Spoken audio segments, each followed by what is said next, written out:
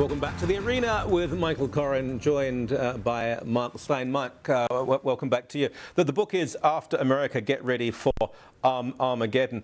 You mentioned about the Chinese army. I mean, it's almost beyond comprehension, being funded by the American taxpayer. How can we possibly escape from that, though? Because if we default, I assume there'll be enormous trouble, and we do owe this money, or the Americans do owe this money. Well, it's fascinating. When I talk to my friends on the right, for example, who object to the downgrade, America was downgraded from its AAA credit rating just a couple of weeks ago. And it was fascinating to me, the reaction on the right. When you talk to people, they say, oh, but we can still cover the cost of the interest. And I go, well, look, you owe $15 trillion. And it's fascinating to me when you look in those guys' eyes. It doesn't really matter on the right or the left. They can't help but give away the basic reality that there's no plan to pay back this money, and therefore there is no intention to pay back this money. And I think what is at stake here is really the entire solvency of the Western world. I mean, ultimately, if you look at, say, the Greeks, every few weeks the Greeks go back to Angela Merkel and say, okay, we've run out of the last bailout, can you bail us out again?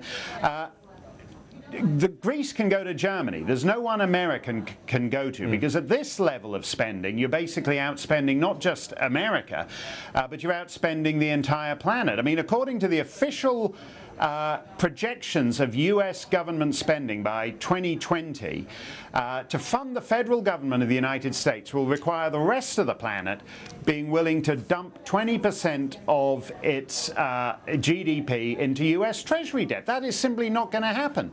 So America has to do what Portugal has to do what Greece has to do what Germany has to do. It has to find a return to a model of government that is far smaller and far more affordable, because otherwise the civilization that built the modern world is simply going to slide off the cliff, and the future will be outsourced to others. That's not going to happen under a Democrat government, but it may not happen either under a Republican government. We have the Tea Party suggesting that we do need to trim enormously, but can they ever achieve, or can their people achieve vicariously, some sort of genuine influence in Washington? Well, I think the people, or at least a portion of them, are a little ahead of both US political parties in this respect, and that's what means, that's what gives us something to play for in the United States. In Greece, for example, if you were a Greek businessman, you're being squeezed by the dependency class on the one hand and the government class on the other, and there's simply not enough left in between to prop up the other two. If you're a businessman in Athens with a terrific idea, the best thing you can do is go to your travel agent and buy a one-way plane ticket out of there to do it almost anywhere else on the planet. And I find it fascinating that we think it now entirely natural for huge numbers of people to be engaged in non-productive activity their entire lives. I mean, I was fascinated. I'm overseas at the moment, and so I chanced to be reading the obituaries of Jack Layton, for example, at one remove. Everybody in Jack Layton's life, including both his wives, his children, practically everyone he associates with, none of them has created a dime of private sector wealth in their entire lives. To fund what we might call the Jack Layton class, you have to have enough of a productive class in society to prop them up and to prop up the dependency class, and too many Western countries simply don't. Last couple of minutes, I'm glad you mentioned Jack Layton, because the whole question and notion of censorship, what are you allowed to say? What you've just said, and I agree completely, but you know as well as I do, many people will be cringing. How could he say such a thing? The man is dead. I mean, over here right now, we're having these neurotic commemorations of a nice enough man, but really quite ordinary fellow. You've been the victim of censorship, so have I. Ann Coulter's on the show, Juan Williams, Tarek Fatah. They've all been victims of this. Are you allowed to write books like this and actually be heard? I think so, because in the end, real reality trumps political reality.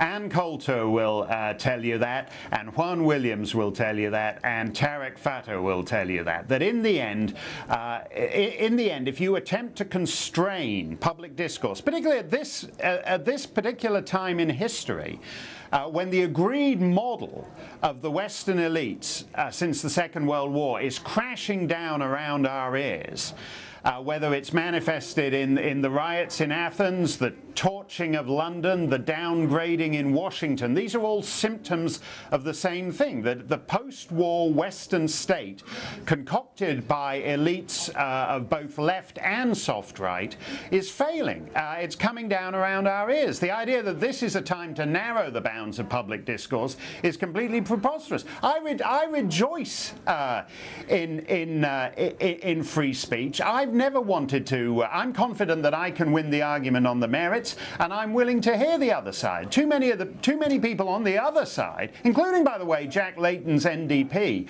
which was utterly useless on the free speech battles in Canada, to their shame.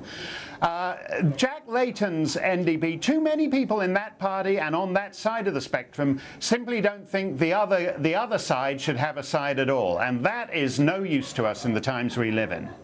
You know, I know people, you know them too, who they read what you have to say, they respect you, they almost revere you, Mark. They say at one point they could always look to the US as a place to go for almost sanctuary, and that's now gone. What do we look to now? New Zealand, Luxembourg? I mean, where's the last place we can go to? Well, people ask me that. Where could you go to? And obviously, you know, if you're extremely wealthy, you can go and hold up in Bermuda or wherever for as long as it lasts. But that's the reality. Is that when the US slides off the cliff, it's going to drag down most of the Western world with it. And that is why this is the hill to die on. That essentially Europe's decline was cushioned by the United States. Germany can afford to be Germany. Sweden can afford to be Sweden. Belgium can afford to be Belgium because America's, and Canada, by the way, can afford to be Canada because America's there guaranteeing continental defense. When the United States goes, there is no one to do the cushioning, and that's why it's important to take a stand for the solvency of the Western world right here, right now, before mid-decade kicks in. All right. The book is After America, Get Ready for Armageddon. Mark Steyn is the author. You've got to buy copies because Mark needs a lot of money. It's a pleasure, my friend. Thank you so very much indeed. Thanks a lot, Michael. And as I said, I look forward to being your 25th anniversary guest. Congratulations. Thank you so very much.